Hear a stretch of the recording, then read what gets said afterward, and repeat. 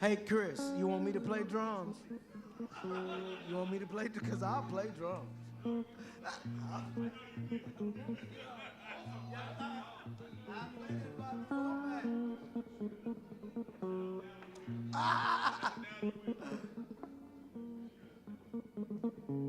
Come on in, come on in, come on in, come on in. And could everybody come? 1, 2, 3, 4, 5. You can't go past our friend in the pink shirt. Can you come a little closer, please? Can you come up 2? 1. Will you come up? All right, no pass. No going past the 2 people in the back that's not going to heaven. They're not going to heaven anyway, so it don't matter where y'all sit. But so we appreciate you trying. Everybody in the back. A for effort. Everybody in the back is subject to being recruited for the choir. Come on, come on, come on, come on in. Come on up, nerds. Y'all don't want to come either. See, this is the problem with young people today. They just don't listen. You need your what? You can bring your bean bag down here. Huh? I'm unsupervised. My wife's not here. So y'all can't tell me absolutely nothing to do. Absolutely. We just say welcome to you. My name is Reverend Sekou. I am one of the pastors here.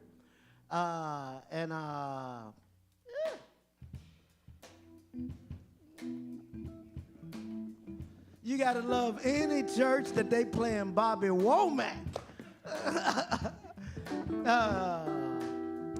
And we are so happy that you're here. We are happy, especially that our friends from Gabriela and our Filipino comrades who have done so much and who have lost so much. And so we're grateful that Nika and Precious are here with us, and we're going to have a conversation with them.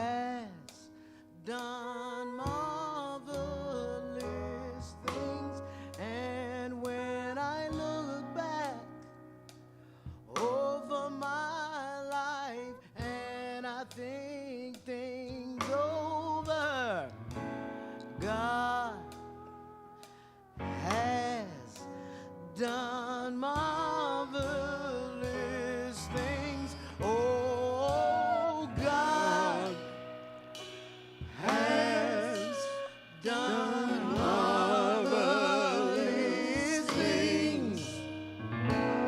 God has done marvelous things, and when I look back over my life and I think things over, God has done marvelous things. Oh, God has done marvelous things. God has done marvelous things. And when I look back over my life and I think things over, God has done marvelous things.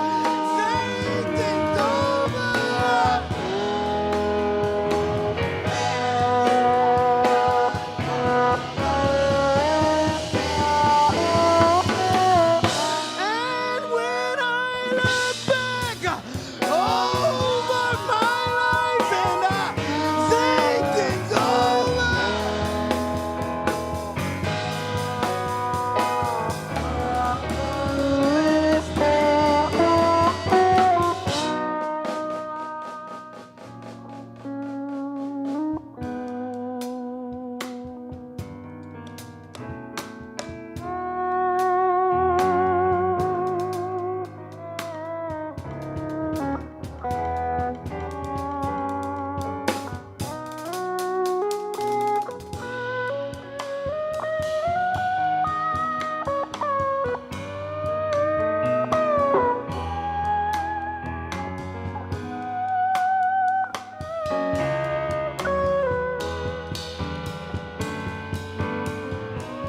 God has done marvelous. God has done marvelous. God has done marvelous. God has done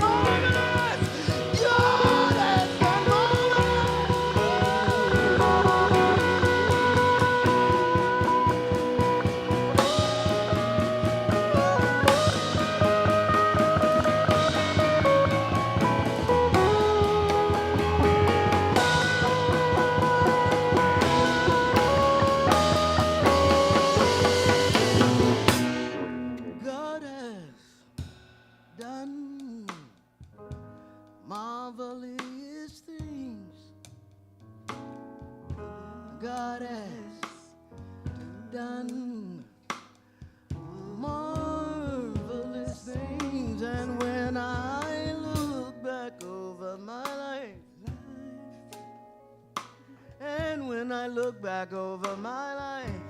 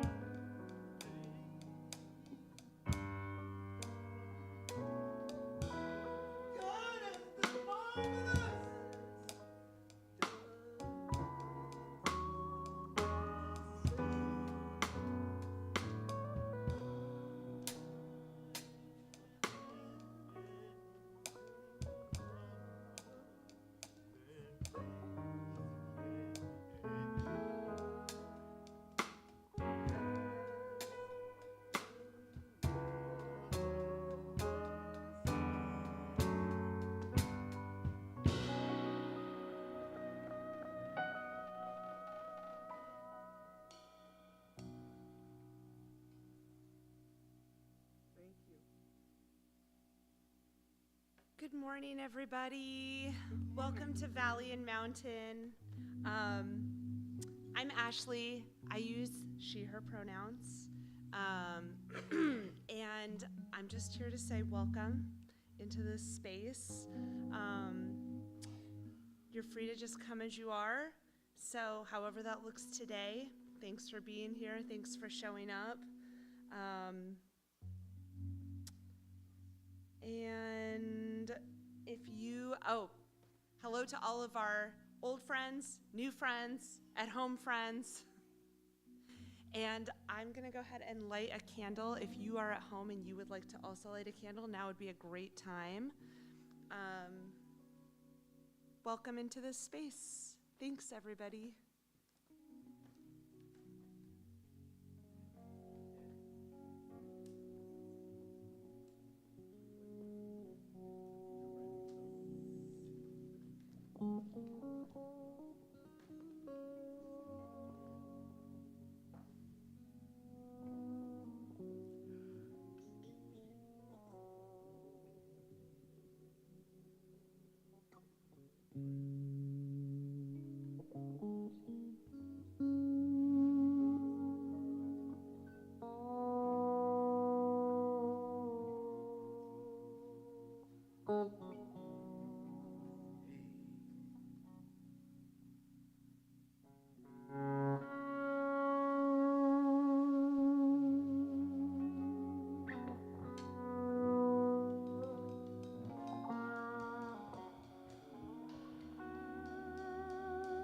So, Nika, we prayed for you.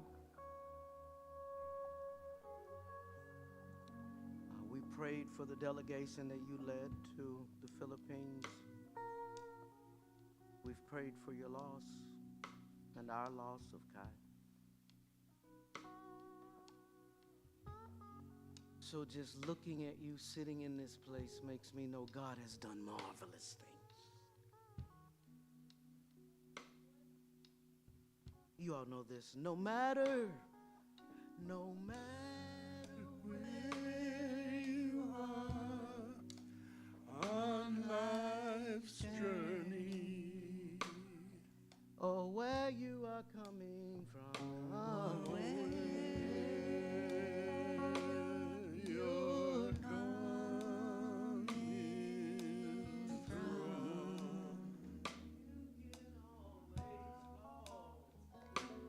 you can always call this place home.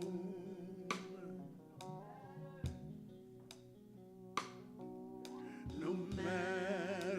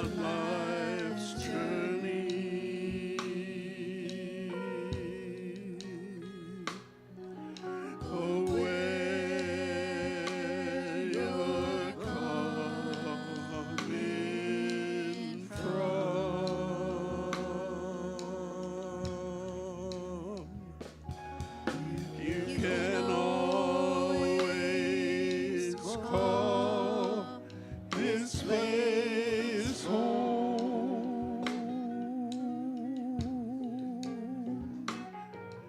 No matter where you've been or what you've done.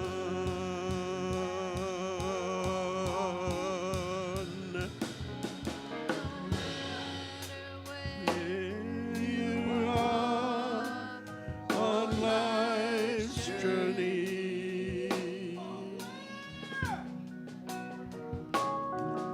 or where you're coming from, You can always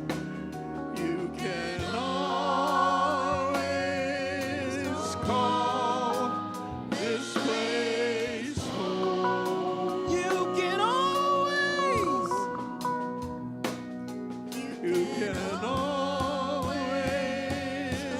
call this place home. You can always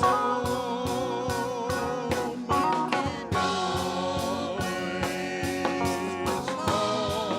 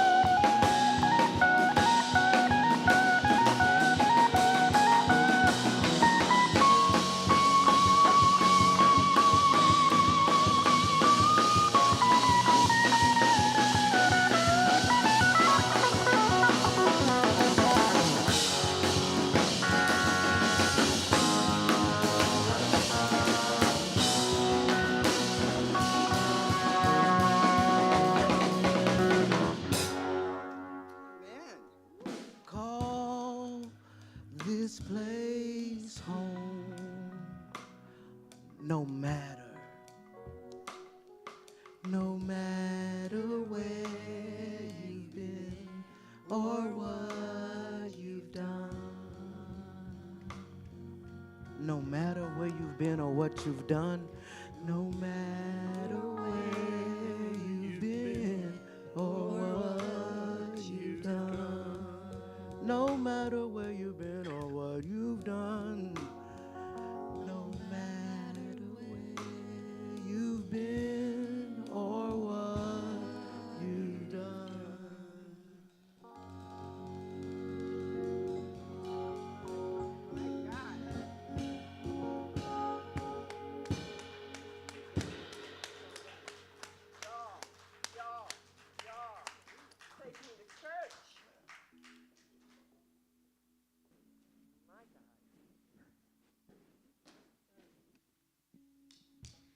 Good morning, beloved community. I'm going to take an opportunity to hear from one another this morning. If you want to share into the microphone your gratitudes, your prayers, things you want to lift up from the week, we'll pass this microphone around together and hear the bird song of one another's voices. Tiffany's going to kick us off. Good morning. Good morning. Last time I was here, I was talking about my brother graduating and going to prom. But yesterday, my brother-in-law also graduated. Well, he's going to prom. He went to prom. And he's graduating in this next couple weeks as well. So I want to uplift my little brother-in-law. And I'm really proud of him. And I'm excited to see his future and the decisions he has to make.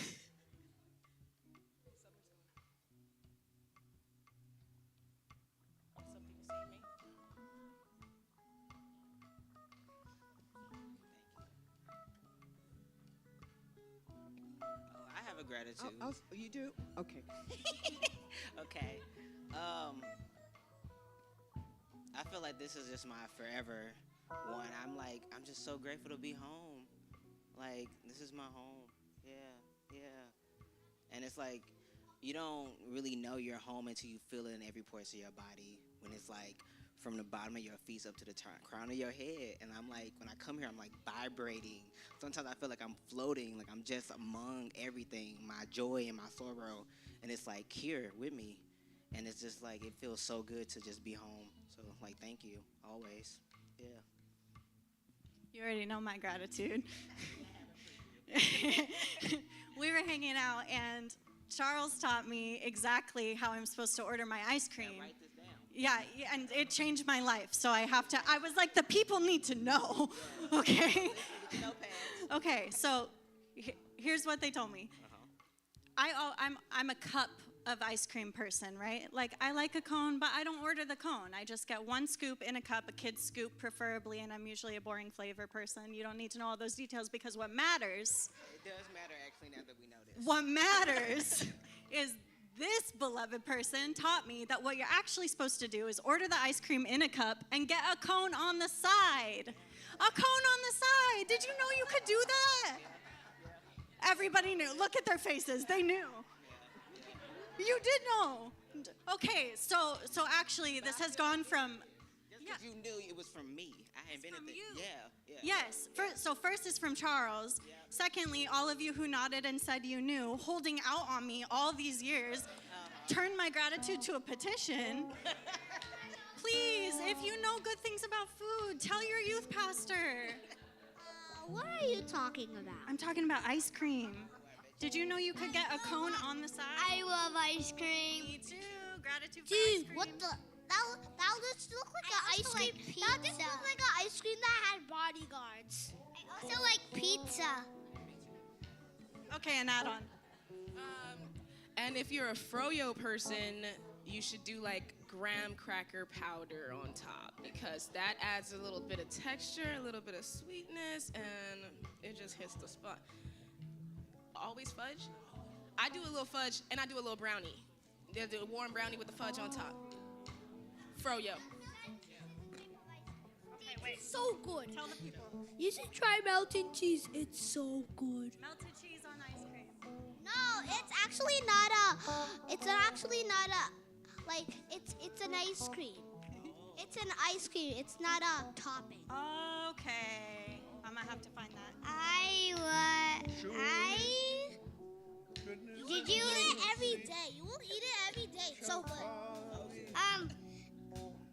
Did you know you could get cake under your ice cream? Oh my goodness. All of these food tips. Thanks be to God. All right. And one more from Julian. Do you want to say something before we pass it to Crystal?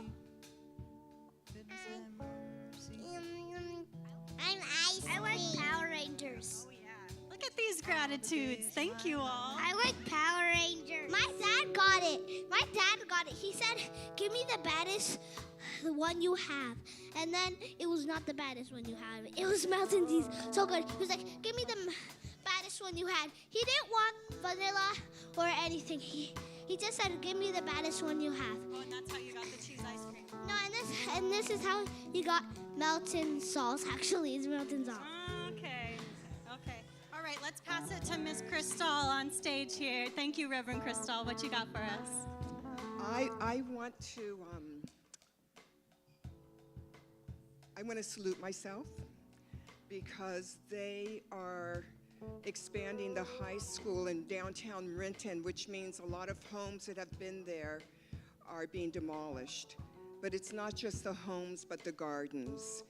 And I have been promising myself that I'm going to go and start digging up some of the flowers so that I can bring some home, but also share them with community. And so I did that yesterday. And on the back area by the coffee, there are a bunch of irises, and I brought paper bags so that you can put the irises in there. And I'm going to do this as long as I can do it until the school district, I mean, I'm ready to jump over a fence to get some of these plants. I mean, some of the rhododendrons. I mean, it's just heartbreaking to me that they're just going to kill the plants, demolish them. So that, I've been saying this for a long time, but I finally did it. And I'm grateful for my boldness and for my courage and for my heart that wants to carry the love that I know people put into their gardens, and to know that we can keep that love growing.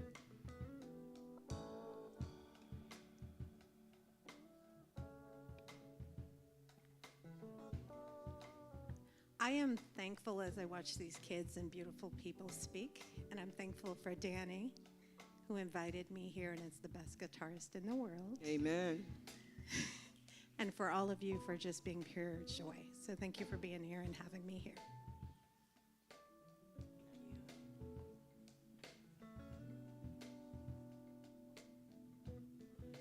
Any others? Anyone online? Not today. Not today. Oh, thank you for looking. Somebody, oh, yes, yes. Hello, I'm Danielle. I have a couple. I wanted to build on what Charles said and give this as an opportunity to give gratitude to my mother, who has never settled on what community she was given, but has always sought out the most amazing spiritual communities everywhere she goes. So she was raised in one church, and then they wouldn't let her play her guitar, and she switched to another church. And then when that church didn't suit her, she sought out a new community, and she came from St. Louis, and she found you guys, and she raised me in a community in St. Louis that none of my school friends went to. We had to drive 20 minutes to a different church. And I said, why do we have to go to this other church? I want to go where all my friends are. And she goes, this church is better. And at that church, I met my friend Corey, who was an immigrant from Guatemala, who led me on the journey to where I am today, where last Wednesday, it happened to fall on Wednesday, but we call it our Wednesday wins. And last Wednesday, I became an immigration attorney because of the community that my mom raised me in. And last Wednesday, we won a green card for a man who came here. He went through a lot. His mom brought him here. And 10 years ago at the border, he was separated from his mom as a teenager. And so this one was a really special win. And his parents were there with us. And we were able to give them protection and stability.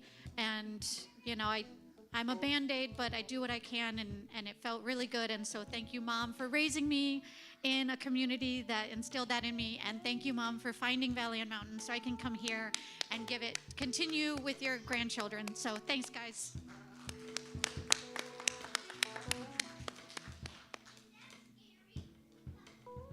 All right, I see a couple more hands for gratitude. Summer, I just wanted to say that Allie is online, and she is happy to be joining us virtually, and she said it's so true about the cone on the side. Everybody knew.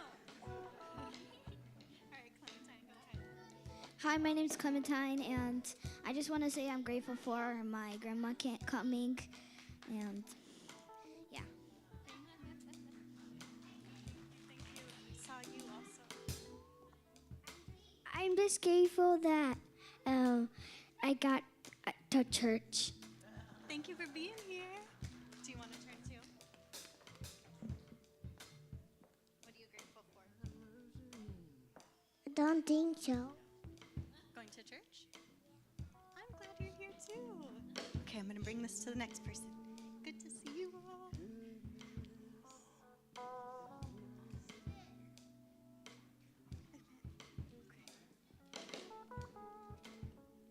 Hi, I'm Carly. This is my second time coming here because my first time was so awesome. I guess I have a request because I do believe in the power of, people thinking about one another collectively. And I am really struggling with where I'm working right now. It's a pretty toxic environment, and every day I wake up and open my computer and cry, and it's really depressing, and I had to take medical leave because my depression got so bad because of it, and it's just been a lot, and I feel like my performance there is not doing well. I'm in constant stress of losing the job, and that just feels really scary right now during the economic situation we're in right now. So I'm really looking for a new opportunity. I applied for something last week and was really excited about it, and then got told on Friday that they were not going forward with my interview process anymore, and I was really bummed out. So I guess I'm just asking, please, let's get something in my sphere, and please, just new opportunity that comes its way, and yeah, that's it. So, can we just say a word of prayer? Is that all right? Yeah. Uh-huh. Won't you stretch forth your hands? Is it okay if people touch you? Is that all right? Of course, yeah.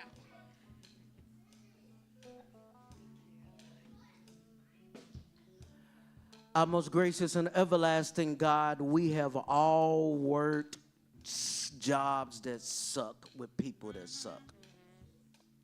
And it sucks. And God, we don't want to rush past that. That sometimes, even in organizations that claim to be good, they are still possessed by the empire. And so, God, we just want to name that and not rush past it. And then we ask that you bless this, your offspring, as they look through the process, that you might comfort them as they look for other work. And if it be in your will, you might send your power over there and release that place of its toxicity. And if that don't be the case, we pray that they can find moments of levity and joy in the midst of the storm. For we all have had to do it. And we look back a year from now when we shall give thanksgiving for the change. All of this we ask in your name. Amen. Anyone else got testimony? So in my tradition, we call it testimony service. And then no more.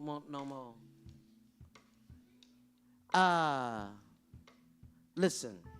Surely goodness and mercy shall follow me all the days of my life. Surely goodness and mercy shall follow me all the days of my life. Surely goodness and mercy shall follow me all the days of my life. Surely goodness and mercy shall follow me all the days of my life. Reverend Amy, will you come? Goodness and mercy shall follow me all the days of my life. Surely goodness and mercy shall follow me all the days of my life.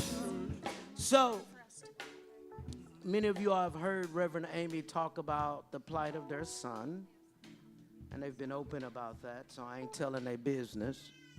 So I had the privilege of going to Green Hills School, which is the youth prison here in the state of Washington, to be with their son, Benjamin. And it's one of the wonderful things, and I've seen this in our ministry in Arizona in the women's prison. He was free on the inside. Free. Yeah. Imagine that you can be inside the belly of the beast and free. And so, and because he is Reverend Amy's son, anytime a kid is aging out of the system, he's like, just call my mom. And so they've just been approved to be a chaplain in Aldersgate Youth Jail.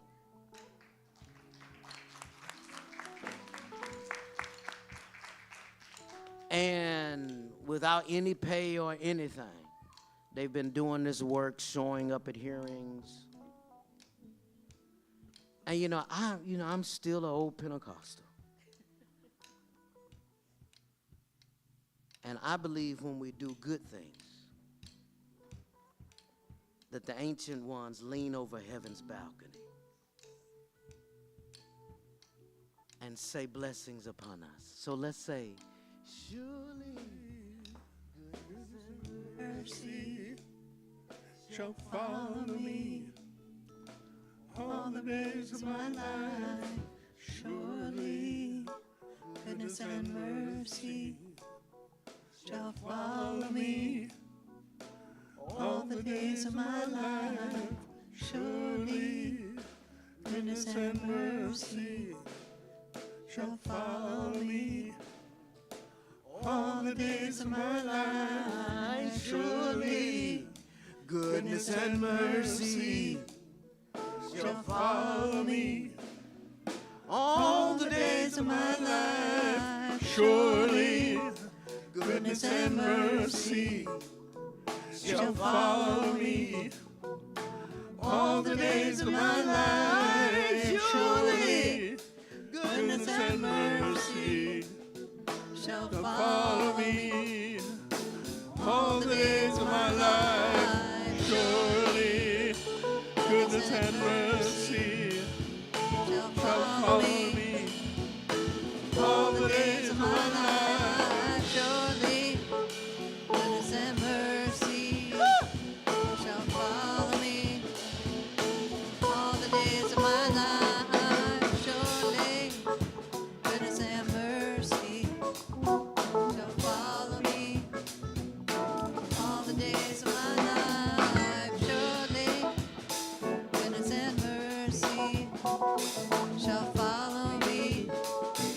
all the days of my life. Surely goodness and mercy shall follow me all the days of my life. Surely goodness and mercy shall follow me all the days of my life. Surely goodness and mercy shall follow me all the days of my life. Surely goodness and mercy shall follow me all the days of my life.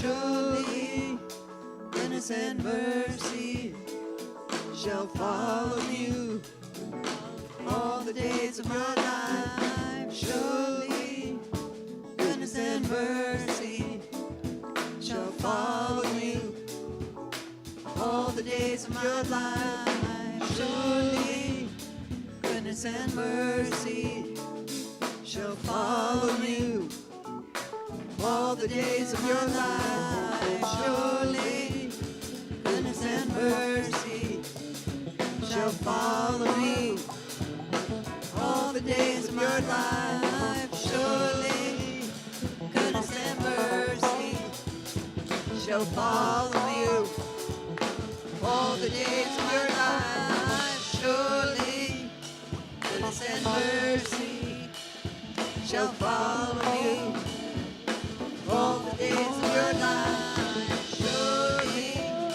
goodness and mercy shall follow you all the days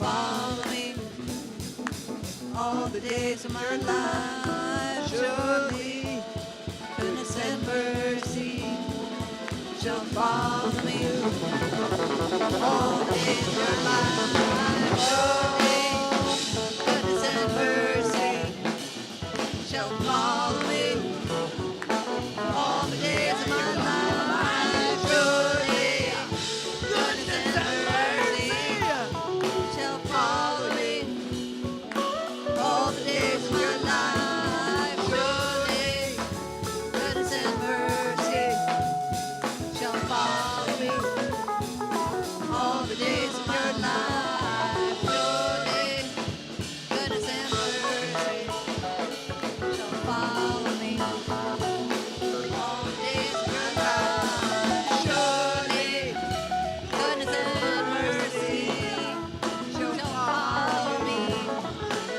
all the days of my life. Surely goodness and mercy shall follow me all the days of my life. Yeah, surely goodness and mercy shall follow me all the days of my life. Surely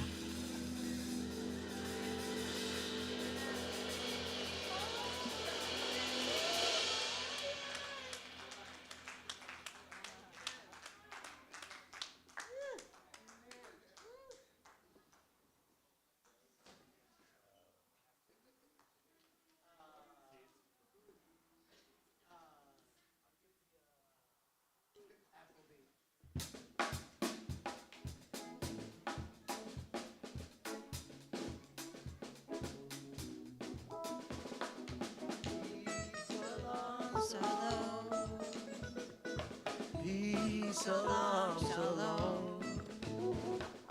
Peace, shalom, shalom. Peace, shalom, shalom. Peace, shalom, shalom.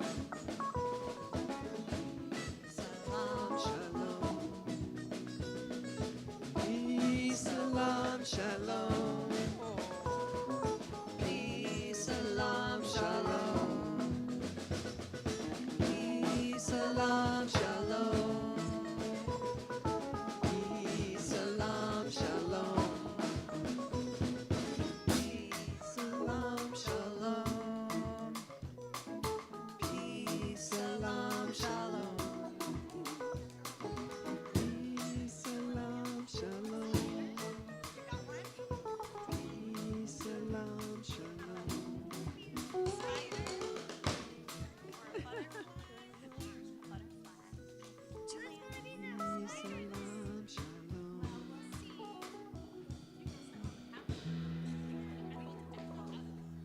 you want me to bring the couch? Are you sure? Okay. Welcome. Yay. Okay. Wait, I'm going to move a little bit so that I can face y'all. Do you want to say good morning to the church? Good morning, church. Oh, good catch. All right. I saw that. Yeah, you caught it. Thank you. Yay. Okay. Good morning, everyone. Good morning, everyone. Here at Valley and Mountain, we celebrate all of the people by being in space together in all kinds of ways. And this first half of the service, we get to run and play at the same time as crying and sharing gratitudes, and it is very, very special. Thank you for all being here and arriving this way. Our youth, we're going to learn a song today together, just the chorus, and we're going to learn the song together with our grown-ups and youth and teenagers who are out here as well. And after that, we're going to play outside if we are ready to play outside. But first, who's up here today leading us in song? Do you want to say your names to the people of the church?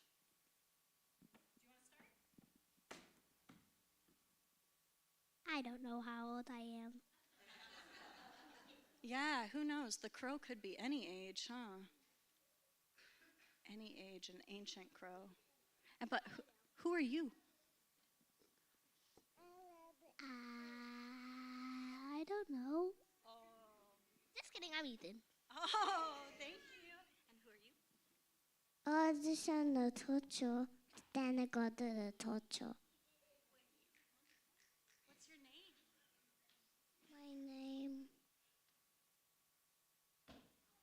My name is Loie. My name is Lillian, and I'm the ear of the owl. I'm in the ox.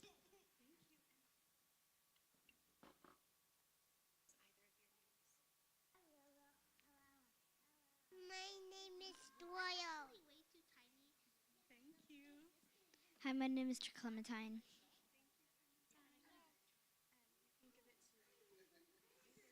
Do you want to say something?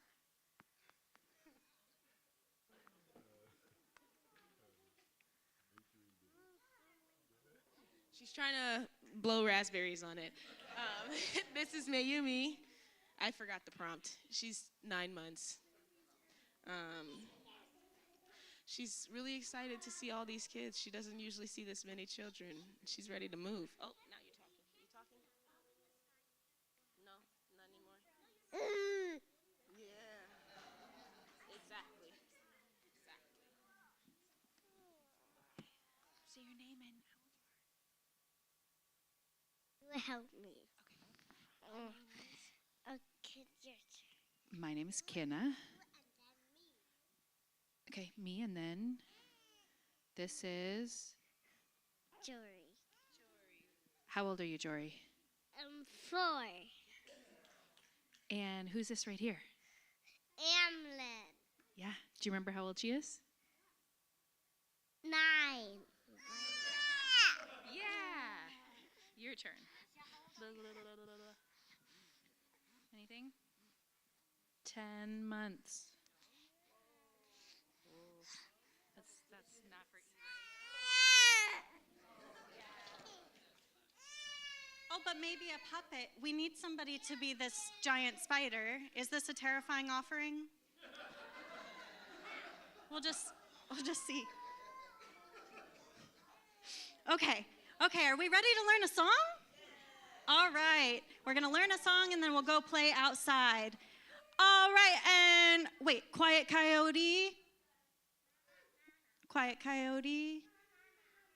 That's a singing coyote. All right, here's the words. We're gonna repeat them in just talking the words, and then we're gonna sing the words. It has kind of a like fast country vibe. I didn't warn y'all, so just thank you for loving me anyway. Okay, the words go like this. Repeat after me. Repeat after me. Okay, all God's creatures have a place in the choir. All God's creatures got a place in the choir. Some sing low and some sing higher. Low and some sing higher. Some sing out loud from a telephone wire. From a telephone wire. And some just clap their hands or pause or anything they got now. Some just clap their hands or pause or anything they got now. Okay, one more time. I'll do 2 lines at a time. Can we handle it? Okay. Because it's a fast song. Are we ready? Okay. All God's creatures got a place in the choir. Some sing low and some sing higher. All God's creatures got a place in the choir. Some sing low and some sing higher. Some sing out loud from a telephone wire, and some just clap their hands or paws or anything they got now. Some out loud from a telephone wire, and some just clap their hands or paws or anything they got now. Do we have the words? Okay, we're gonna do it 3 times, the chorus, okay? We'll learn the rest of the words another week. All right? All right. All God's creatures got a place in the choir. Some sing low and some sing higher. Some sing out loud from a telephone wire, and some just clap their hands or paws or anything they got now. Again. All God's creatures got a place in the choir. Some sing low and some sing higher. Some sing out loud from a telephone wire, and some just clap their hands or paws or anything they got now.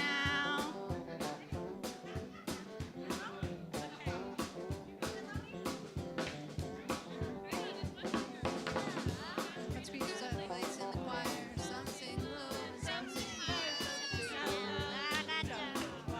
Some just clap their hands, their paws, anything they got now. Last one. All God's creatures got a place in the choir. Some sing low and some sing higher. Some sing out loud from a telephone wire. Some just clap their hands or paws or anything they got now. All right. We're going to learn the rest of the words in a future week as we keep singing about all God's creatures throughout the summer. Thank you so much. Let's go play outside and find some creatures. Thank the kids for leading us today. Y'all have a lovely, lovely panel with Gabriella Seattle today, and I'm so looking forward to catching the rewinder. Some sing low, some sing higher, some sing on the higher.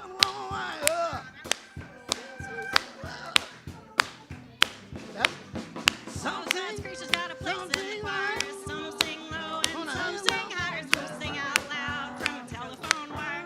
Some just clap their hands or paws or anything they got now. Hey, all God's creatures got a place in the choir. Some sing low and some sing higher. Some sing out loud from a telephone wire. Some just clap their hands or paws or anything they got now. Oh, that's got some oil on it. That's got some oil. That thing is oily. Go ahead, go ahead, go ahead.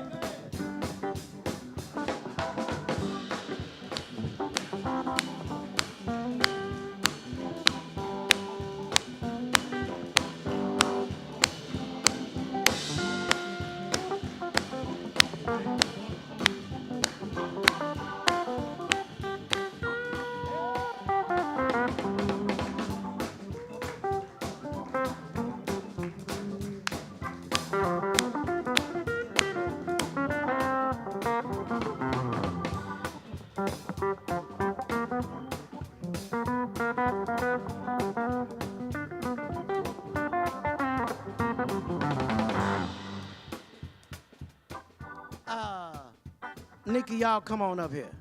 You coming too, Precious? Yeah, come on up here.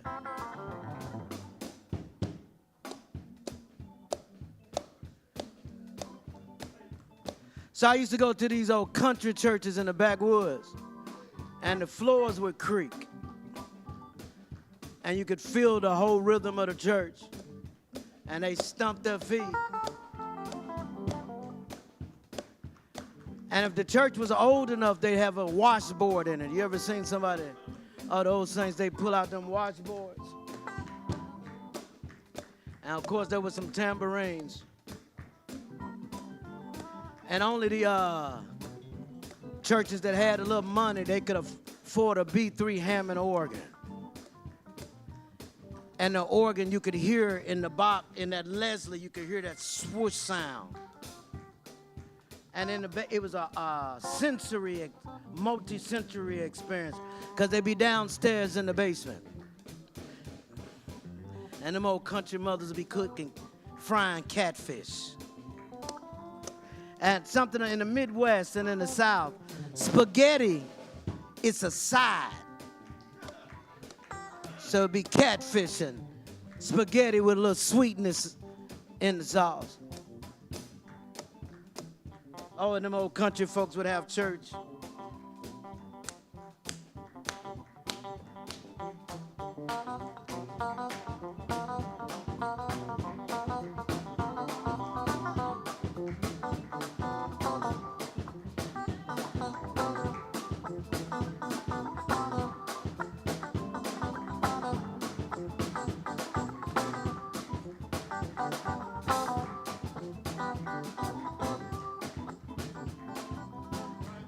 And then no, stay right there. And then they would say, I don't know what you come to do, but I came to wave my hands.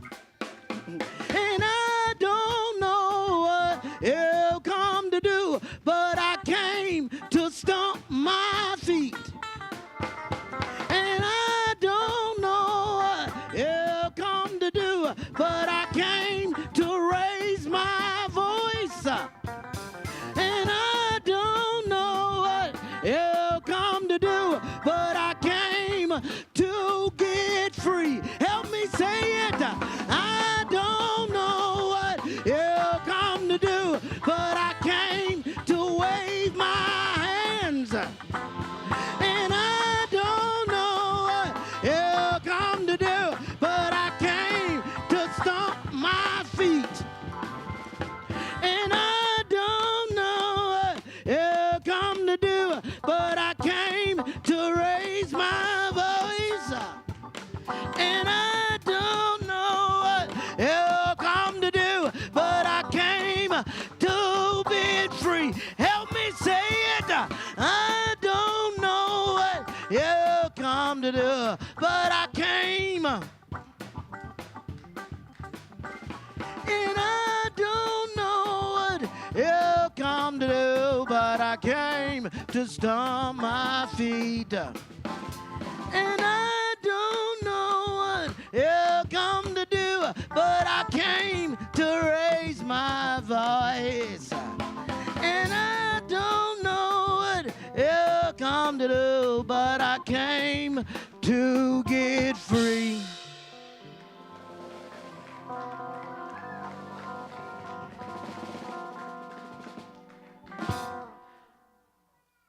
So Nika and Precious, we want to say thank you. Well, we done, as the we have plowed the field, as the old folks would say. I want, you all are no strangers to Valley of Mount. Oh, y'all don't have, let me give you one. Oh, I'm in the third heaven, so I need to, might come on down. You are no strangers to us. Your work with Gabriella in particular, we've been privileged to serve alongside you. Reverend DeAnza unfortunately can't be here. She's suffering for the Lord.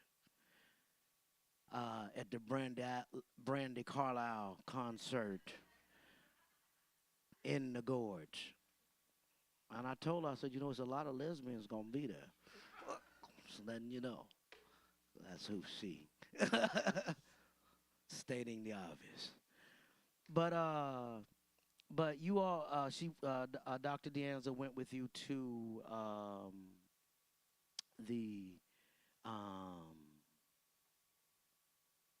to Rome, and so and then I want to get to the hard part, if that's okay. So let's start with Gabriella and the church org, like in terms of what they mean, what they're after. Let's go to Rome and then make our way to the Philippines. Is that all right? So let's just start with your orgs. Sure, yeah. Well, good morning, church. My name is Nika. Really happy to be visiting today from my home church, Beacon United Methodist, up on the hill. I am a member with Dr. Dianza of the Promotion of Church People's Response, which is a Filipino organization of church people that was founded in the Philippines, and now we have the honor of building a chapter here in Washington. And as the Promotion of Church People's Response, or PCPR, we are also a member of the Alliance Bayan, or Bagong Alyansang Makabayan, which means the New Patriotic Alliance. We're an alliance of progressive people's organizations back home in the Philippines and overseas, fighting for national liberation and genuine democracy in the Philippines.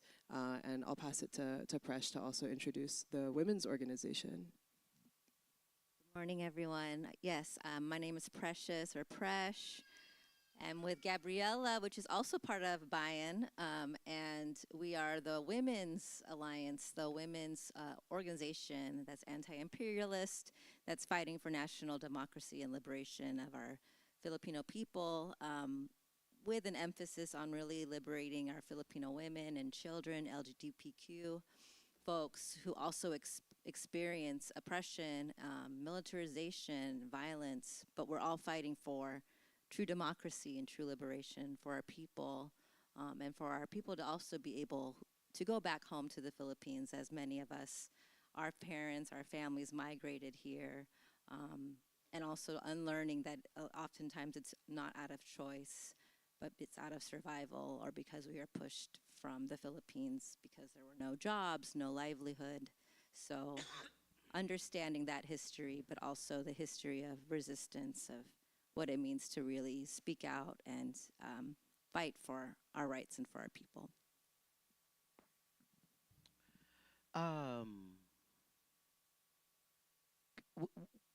Dr. Dianza has done a wonderful job kind of laying out for us the material conditions. 75% of the people in poverty and essential kleptocracy, where people are stealing, leaders are stealing, and combined with a deep affiliation with his own, between American fascism and his own unique form of fascism through the Duterte regimes and families. God, and who's the one I'm losing before the dirt? Marcos, right? So you got like, so these kind of families and these regimes of fascism that are in, because they're doing a lot of the testing and working out the military apparatus. The American empire is working out the efficiency of its military apparatus on the bodies of the Filipino people. So all of that. So why this trip to Rome? And talk to us about this trip to Rome, given those material conditions. Yeah, so for some context, Dianza and I actually started organizing together following a trip to Rome that we got to take last summer. We attended a global interfaith conference called Pagtatanim, which in Tagalog means to sow, to plant. And the theme was sowing seeds of change, and it was the hope was to gather faith leaders from across the world to really speak about the human rights situation in the Philippines, knowing that historically people of faith have really played a crucial role, both people of faith in the Philippines and also of the global community in solidarity with the Philippines have really played a crucial role in tipping the scale of change at different points in Philippine history. So under the dictatorship of Ferdinand Marcos Sr., up until the 80s, it was really actually people of faith and solidarity with from the international community that tipped the scales and led to the ousting of Ferdinand Marcos Sr., the ousting of a 20-year-long dictatorship. And then last year, following the leadership of people of faith to hold an international people's tribunal that held to account both Rodrigo Duterte, who was the president of the Philippines from 2016 to 2022, who carried out a historic war on drugs, or war against the poor, that took over 30,000 lives. And then the current president, Ferdinand Bongbong Marcos Jr., the son of the dictator who's currently the president in the Philippines.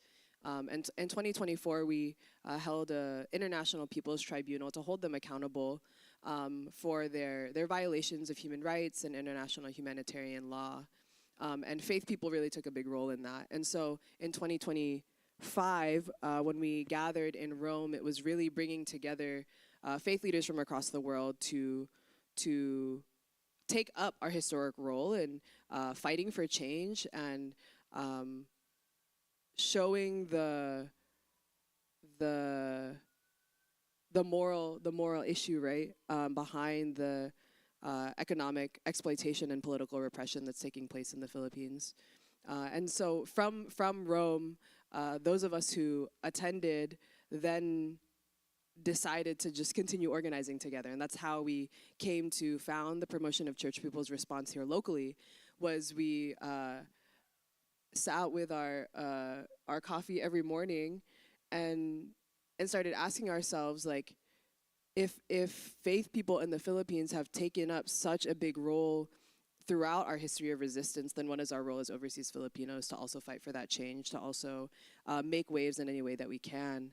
And so that's kind of the story of how we got to this point too in our organizing, was being able to gather with, we gathered in Rome with faith leaders who have been exiled from the country for 20 plus years because of their work among the poor and oppressed. We got to hear from political prisoners. We got to hear from people who have been victims of these really atrocious human rights violations. And that really served as the inspiration and really gave us the urgency to organize. Now, sometimes I come home and I got a house full of Filipinos. And they reading their books. And one of the first conversations I had, Precious, with Nika was like, so what is your party formation? Because there's a way in which Gabriella organizes that resembles Marxist party formations. I can hear how you talk, because I come out of a Marxist party formation, the All-African People's Revolutionary Party, where there was reading, like we did plenty of things with you all, right? There's reading, discipline, there's cadre, right. And I don't think you all use the cadre formation, not explicitly, but you practice it. I watch it. Right, so cadre formation, right, so there's a ways, right. And so the reason why I think this is important is, and I want you all to kind of go through your process, that is important, is that, and this is, I done got old now, so I can talk bad about young people, is that one of the things, so because of the non-hierarchy disposition of this generation, that they assume hierarchy is the same thing as honor. And they're not the same thing, right? We honor the people who have been doing it longer than us because they've been doing it longer than us.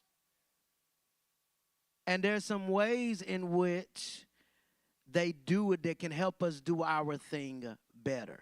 Now, of course, we don't want to bring along their patriarchy, their homophobia, misogyny, misogynoir. No, I'm not saying that. But there is a way, and I think that only one of the ways it either comes out if you grow up in it culturally, right, where you kind of honor your elders, all right? So if you grow up in culturally, it's a little easier. Now, I feel like for a lot of white folks who didn't grow up in those cultures of honor, they push back on them because they haven't seen it practiced in the quotidian. They haven't seen it practiced in every day. But I do think that that party formations can augment that and be like, hey, there's some things you don't know. Let the people who know that teach you that. Now, we ain't going to try to overpress you and lord over you and all of that stuff.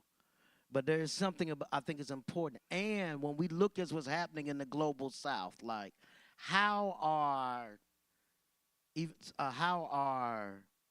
in the global South, all over, you see these mass movements stand up. This ain't just, it is in part the people are mad. But when you start seeing stages pop up, Mad people don't build stages, right? When you start hearing demands, that's because there's cadre inside all of those social movements in the South. I mean, in the global South, right? So when you look at and you see it in the U.S., right? So in Ferguson, Black Lives Matter, there's all cadre. We're there, right? We've been doing it a long time. We've been trained, and we're inside these movements. You see it with Occupy Wall Street, with the Arab Spring, and Tahrir Square. They put up 4 stages in 2 hours. Mad people don't do that. That was the unions who have been organizing in Alexandria for a decade, and they brought those skills with them. So I want to talk about why cadre is forming, and then this is my last one, I promise, and then I'll shut up. I understand Valley and Mountain is cadre formation, right? I understand that we tuning you up and sending you out, right? Because when I look out in this room, every one of you is active in a sector that you have influence in. Every one of you. I know where you work, right? And so I understand this is cadre formation as well. So go ahead.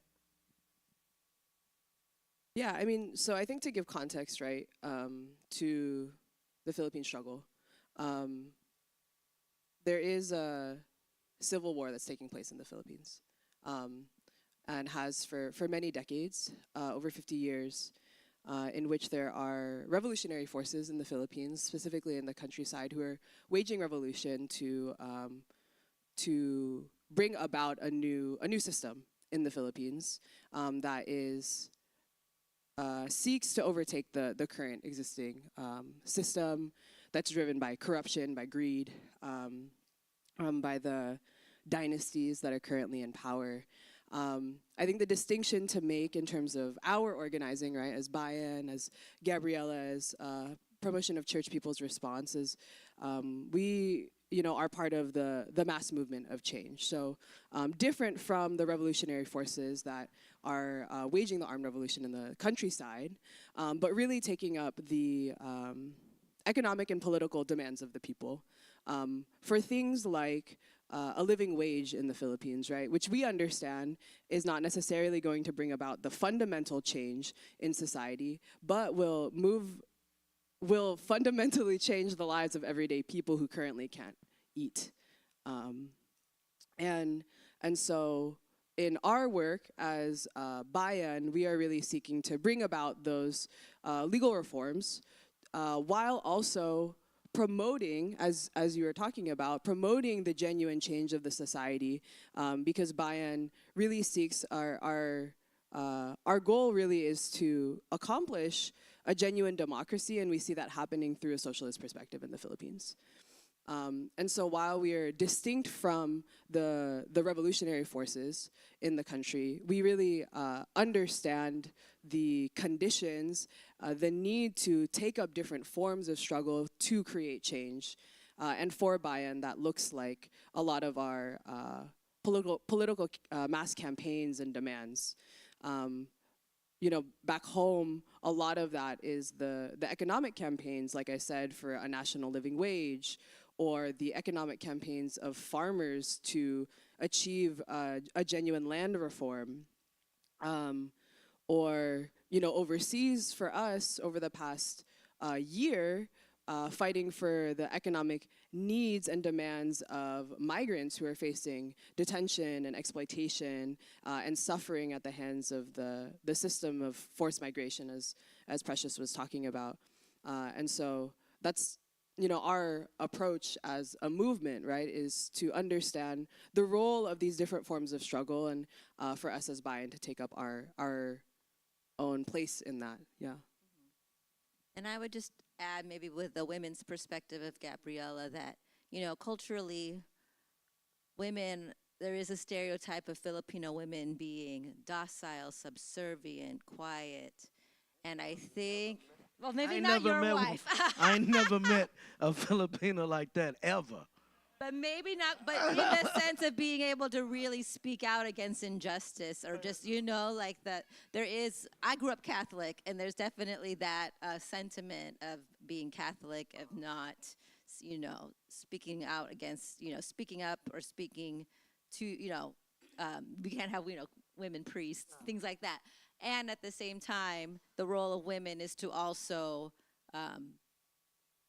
speak out, to be able to be part of that change, to not just well, this is the way the government is, this is the way society is. How do we be change makers of our society and use our voice and call for justice, and also call for justice of, exploited women, women who are experiencing violence, women who are trafficked, who come to this country and then have to send money back home. Like, what is our role as overseas Filipino women? Even though I'm someone who was born in the U.S., but what can I do to honor my mother, to honor women who have made lots of sacrifices to come to provide for their families? And so I think there is also a role that we play, and that's in getting organized and doing that collectively and doing that together as well. I think just to add, I was just, as you were talking, I was getting really excited about the fact that we got to sit on this couch together as members of the women's sector and the church sector, because, I mean, across the world, and especially in the Philippines, the church, in particular the Roman Catholic Church, played a huge role in the colonization of the Philippines, a huge role in developing the kind of culture that makes Filipino women, but also in general Filipino farmers and workers, subservient to their landlords, subservient to the big businesses and their bosses, or the multinational corporations.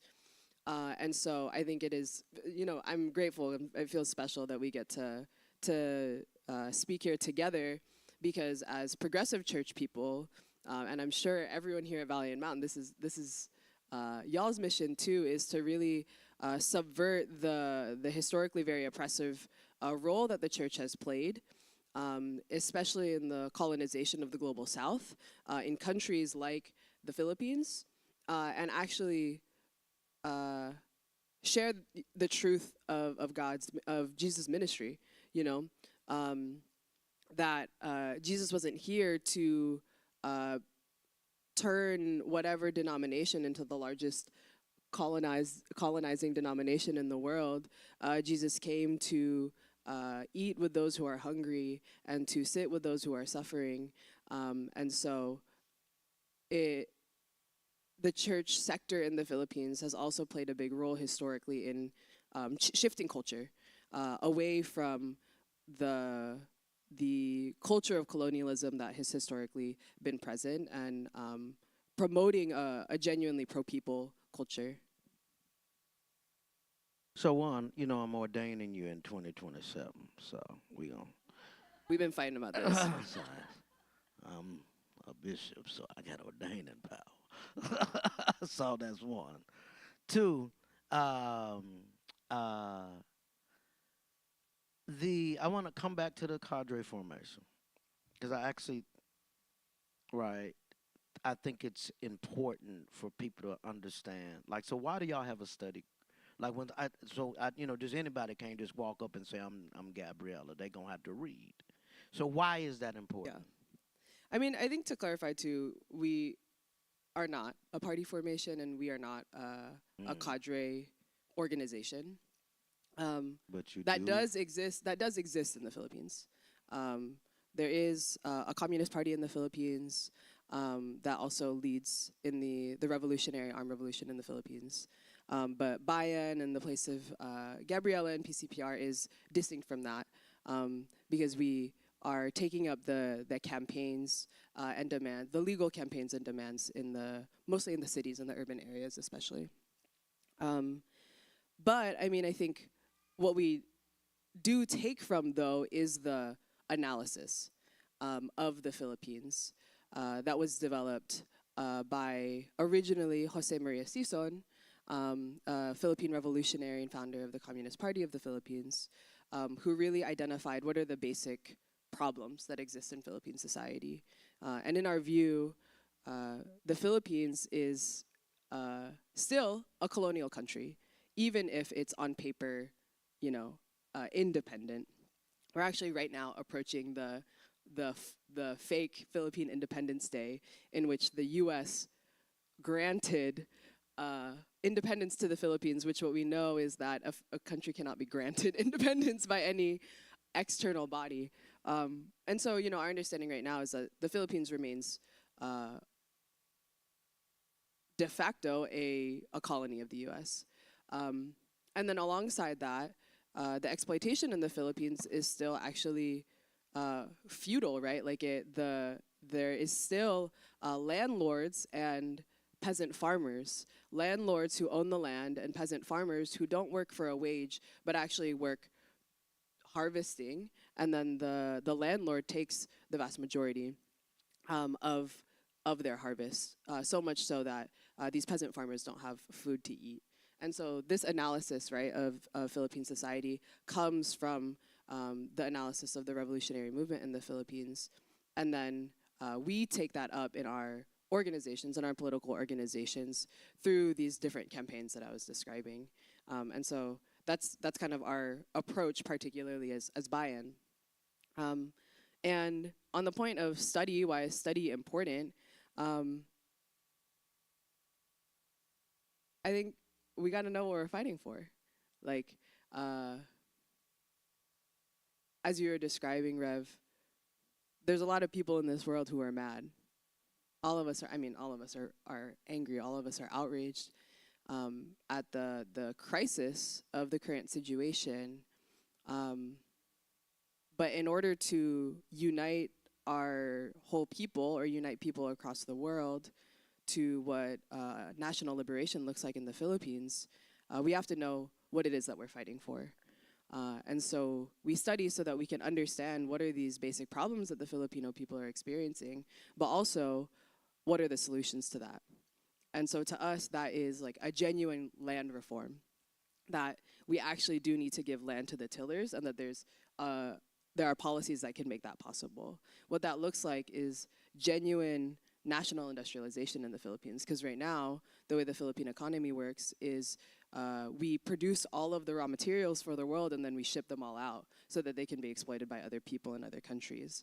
And what we need is a genuine industries in the Philippines so that we can actually sustain our people. Because the Philippine land has more than enough. God has blessed the Philippines with more than enough. God has blessed the Global South with more than enough to provide for its own people. Yet, imperialism, colonialism is stripping all of that away. And so we need the genuine development in the country to sustain the people so that we are no longer forced to leave. So on the importance of study, that's why, right? Because we want to know what we're fighting for and really be united in what that looks like. Now, I forgot to order the food for the meal, so I'm bothering people to do that. So I'm paying attention, and this is what happens when I'm left unsupervised. I won't tell on you. Let's shift to the recent events. Do you have space for that? In the Philippines, the connection locally and personally. Okay. So, if you weren't here earlier, I think Dr. Reverend Dianza spoke about the Negros, the massacre that took place in Toboso, Negros Occidental, Negros Island in the Philippines on April 19th and 20th. So not that long ago, just, a little over a month ago, where 19 people were murdered, massacred by the armed forces of the Philippines in the middle of the night, where they, for several hours, did indiscriminate firing, strafing, bombing of a community, of a peasant community. And that included 9 unarmed civilians and 2 who were from the United States, who were Filipino American. One was from here, from Seattle, from Washington State, and had been an organizer in South Seattle with the youth. Her name was Kai Sorum, and she was 26. And our community, our organizations, of course, were devastated to hear this news, which didn't come to us in the U.S. until a number of days later, because the armed forces of the Philippines and the Philippine government kept it, blocked off for a few days before we actually had the people's organizations be able to go in. So the families of Kai, including the sibling who's a member of Gabriela, they and their parents had to go to the Philippines to identify Kai's body. And so, yes, we have been grieving this has been an unjust killing. The armed forces of the Philippines claim that they were all a New People's Army, that they were engaged in military combat, that they were armed, and that is not the case. There were also 2 minors that were killed. There was also, a student, labor leaders, researchers, and we now have launched our Defend Negros campaign because we want to demand justice and accountability, not just for Kai, but for the other 18 people who were murdered, but for the community of Negros, who was one of the poorest of the poor communities in the Philippines. And Kai and the others were there to integrate, to learn from them. And all of the people there was a recent fact-finding mission too, where 100 people came from all over the world to find out what happened, and all of the folks in community there were saying that Kai, Lyle, the other Filipino-American whose birthday was just yesterday, he would have been 41. We're there to learn from the people, to learn how to farm, and we're there to serve the people. We're called to go home, to be with them, and yeah, I'll just stop there. I don't know if there's anything else you wanted to add about it. A specific question. I think there is a romance that people have about social movements and what it means to be an organizer, distinct from an activist. An organizer got a base of people. Activists just be out there willy-nilly. To be an organizer of the socialist kind at this particular moment in not only the American empire, but 72% of the world's population is under totalitarianism. 72%, right, are living under totalitarian regimes. And 52% of those totalitarian regimes are fascist. That's the world we live in. And we see them pictures on the civil rights. Do you remember those images coming out of Ferguson? A lone individual on their knees. Oh, I hated them damn, right. Because there was some activist who wasn't disciplined. They done got movement high. And they go out into the streets, and then I got to stay up all night trying to find them. Because they ain't in the system, they not in the movement infrastructure. So there's a kind of glamour that people get movement high. You see it at protests all the time. When you're undisciplined, they movement high. Now I'm not opposed to getting high, right? I'm not. I think all humans need a little opiate, right, to deal with this mess. But they be movement high. And so you have that romantic ending, and that romantic intimate is dangerous because there's real cost. People actually die for us. They actually put their lives on the line and say, I have made a decision to give all, right? And so that's that piece. And then perhaps the most ongoing, that thing that makes it a syndrome, is what it does to the people who love them the most. And so I'd like to just, if we could just sit with that a little bit. What does it mean for us to love people who do this work, and then to love the people enough to do this work? knowing that there might be a shallow grave somewhere waiting on us.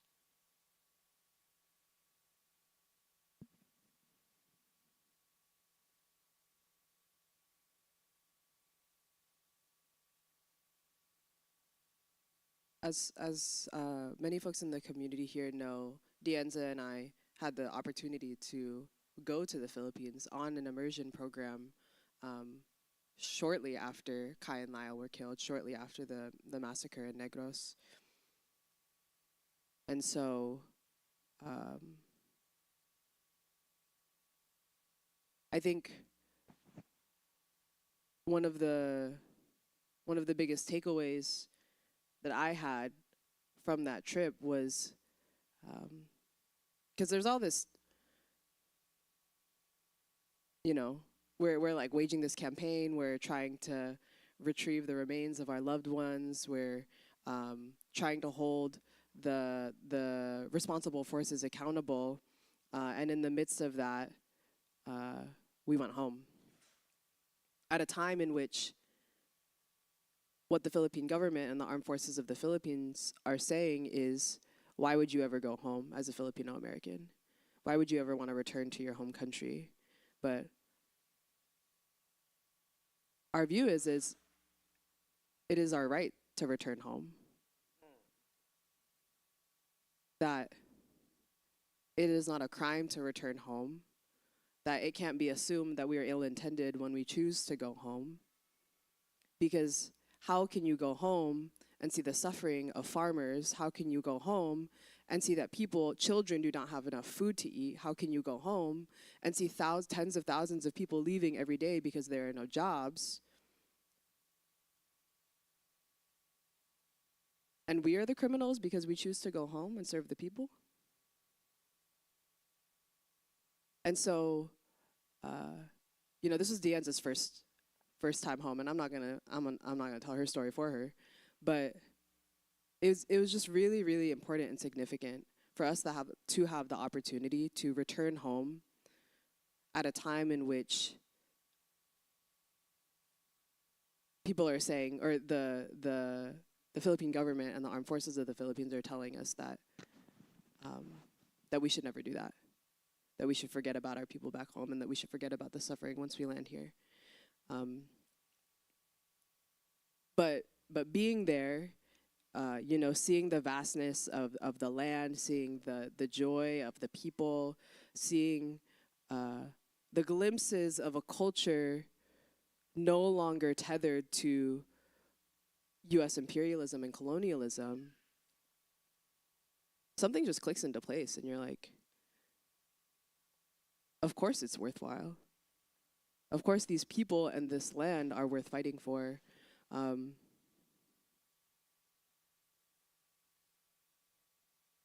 The scripture that had been, you know, replaying in my head throughout the trip was Luke 10, when Jesus sends out the 72, right? And because on our trip we got to immerse alongside other church leaders from the Philippines, and then we also got to meet local organizers.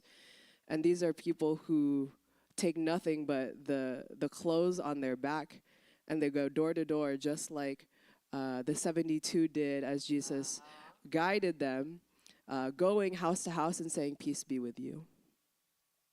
Eating what they're given and sleeping where they are provided. And that the reality of that ministry was never more clear to me than when I was in the countryside in the Philippines, where the organizers who are seeking to fight alongside these peasant farmers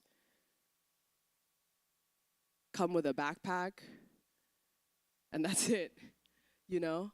And they eat when the farmers eat, and they sleep when the farmers sleep. And what declaring peace looks like is organizing together to say that the forces at play that are stripping us from our land and our livelihood will fall. and that a new day and a new society is coming, and that it is our job, it is our role to bring about the peace in a situation of so much unpeace in the Philippines and in the world. And so, I don't know, I think that's my reflection, my main reflection right now coming out of the trip, and then in the midst of the Defend Negros campaign, is to go home and serve the people, is to declare peace be with you, that peace is among us, that God is dwelling among us. So long as we are willing to give ourselves to it. Our one of the calls of the Defend Negros campaign is umuwi at paglingkurang ang sambayanan, which means return home and serve the people. And especially for the Filipino Americans, our belief is that it is just and it is right, and of every Filipino to return home and to serve the people.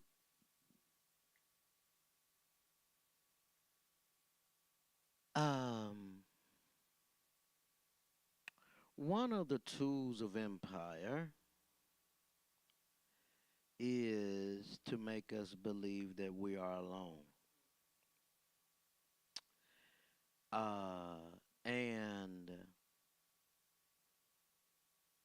And the appearance of inevitability and alwaysness, right?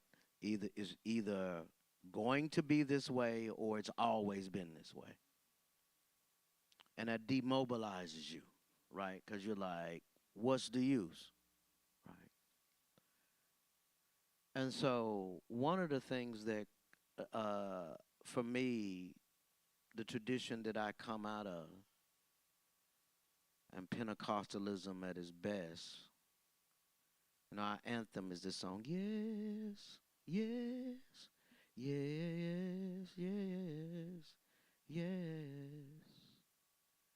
Now that's written in about 1906. Black people ain't hearing yes a lot. Are they not hearing it at work? They're not hearing it when they want to protect their children. And somehow, yes, yes, yes, yes, yes, Lord. Yes, yes, yes, yes, yes.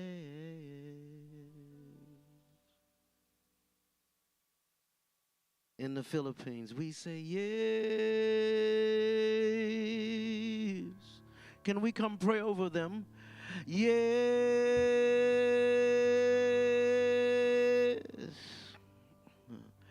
Yes.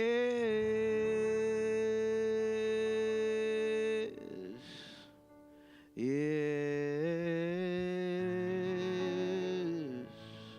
Yes. Yes. Yes, Lord. Yes. Yes. Yes. Yes. Yes.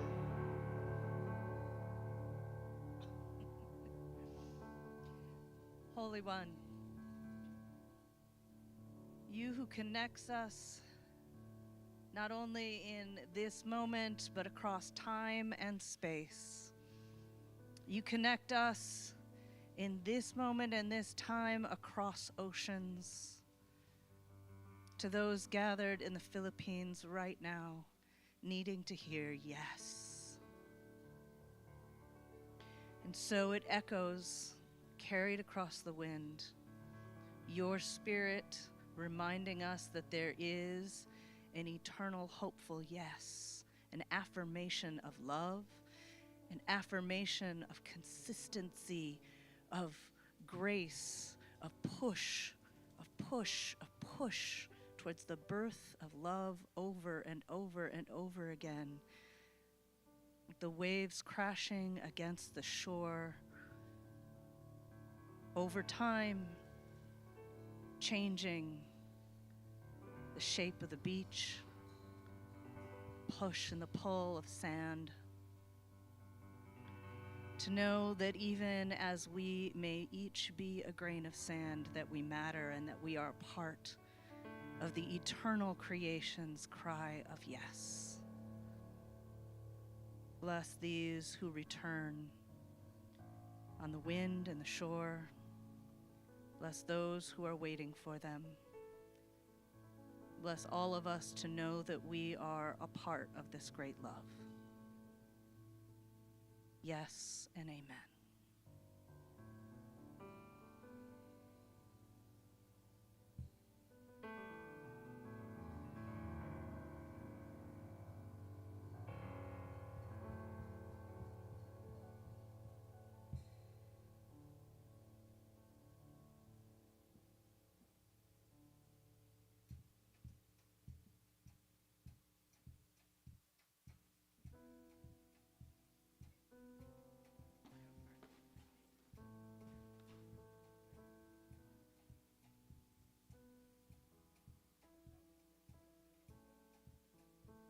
Okay. Well, hold on. Let me get my script.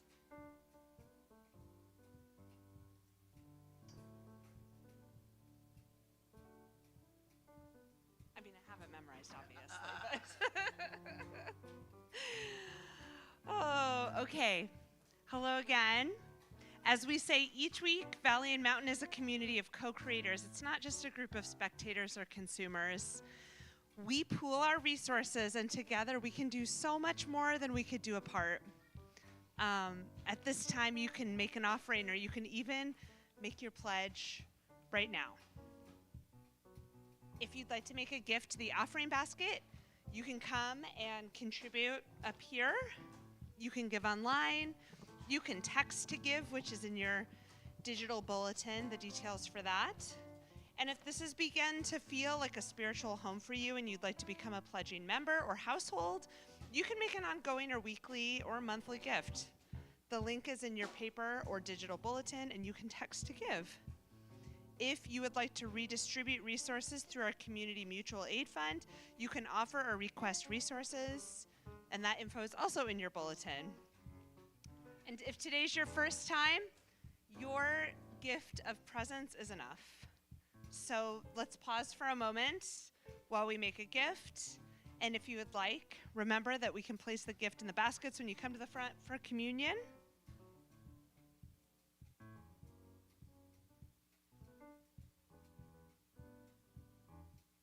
And I just want to say thank you for the gifts that we all give and bring to this community and the many ways that we all co-create here.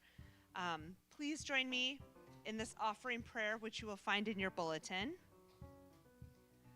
Wellspring of life, help us to use our offerings to make peace in our community, to set us free from fear, hoarding, and hostility, and renew in us the desire to become open-handed and open-hearted. Teach us to know what is enough so that all may not just survive but thrive. Amen. Okay.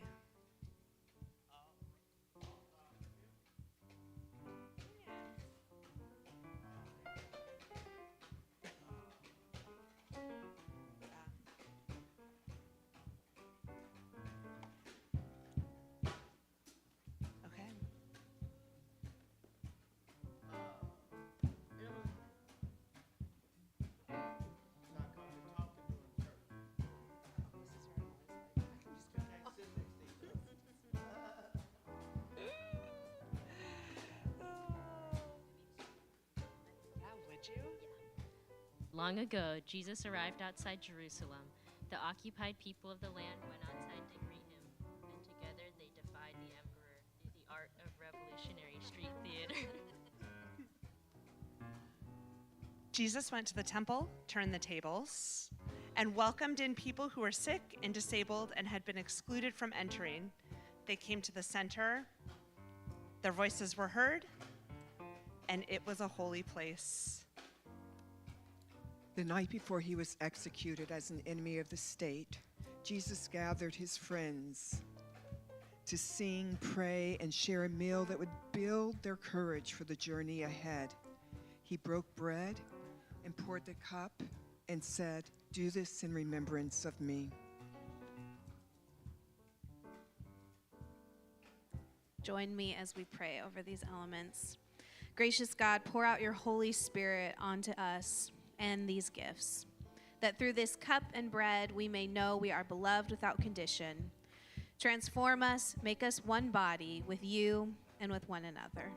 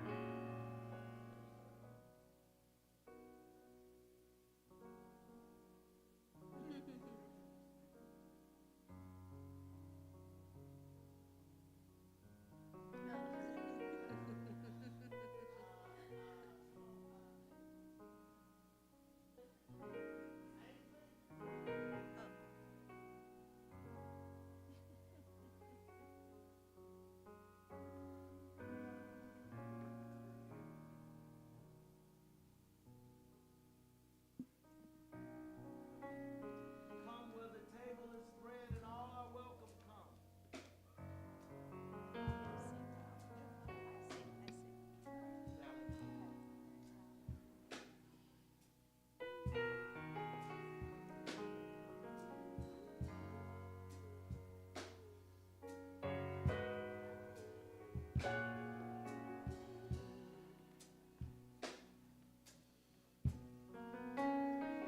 I've been at war so long that peace feels like a battle. Sing your song. And I've been wandering so long that wandering's a habit. Yeah, yeah, yeah.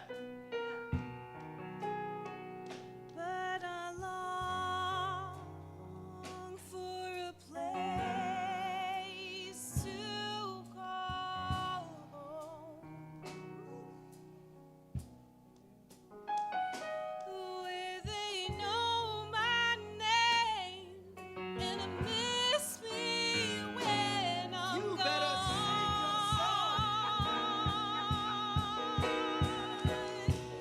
and I will Be with me in the valley and on the mountain. That will be with me in the valley and on the mountain.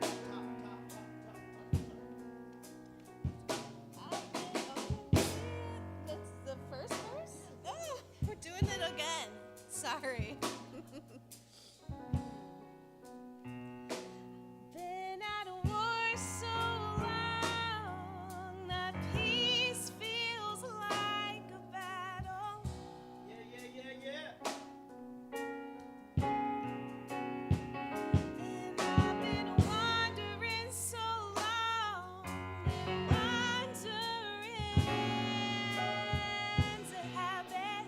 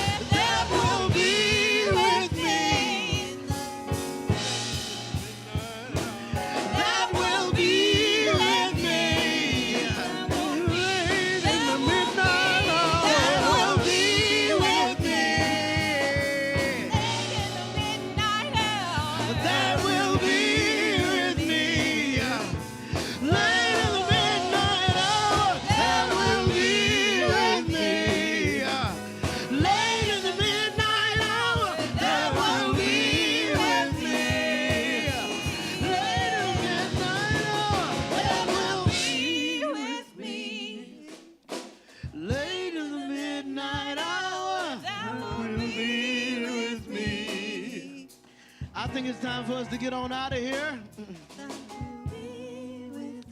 Any announcements? I know tonight, starting at 1, we got food downstairs, so go on down there and eat. And then we at 1:30 there's a march for Juniper Blessing, and Charles are gonna make our way up there. So y'all clean up, cause they yell at me when you don't. Go ahead. It's Monday. I thought it was today. It's okay. Great. That means I can hang out with y'all.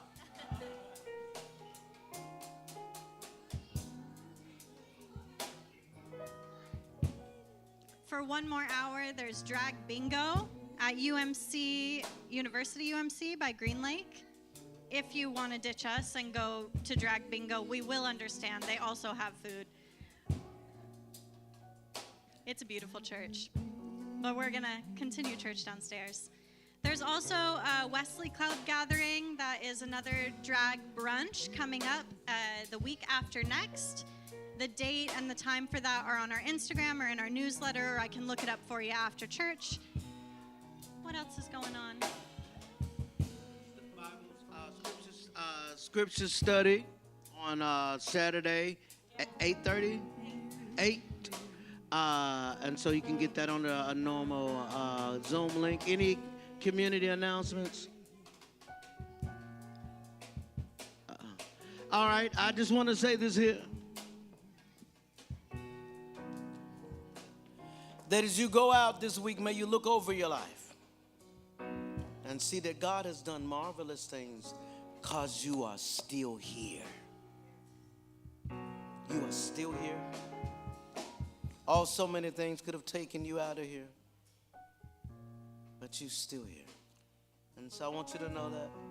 And my prayer is that surely goodness and mercy shall follow you all the days of your life, and that you shall dwell in the house of the Lord forever.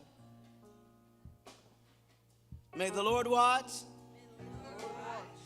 between me and thee while we're absent one from another. I'll see you next week. Lord willing. And the creek don't rise. That will be.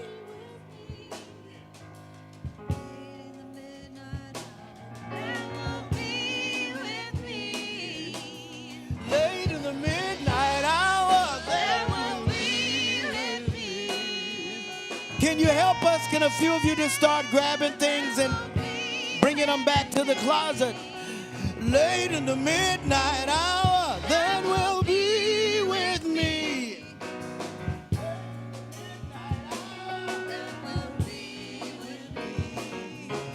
Late in the midnight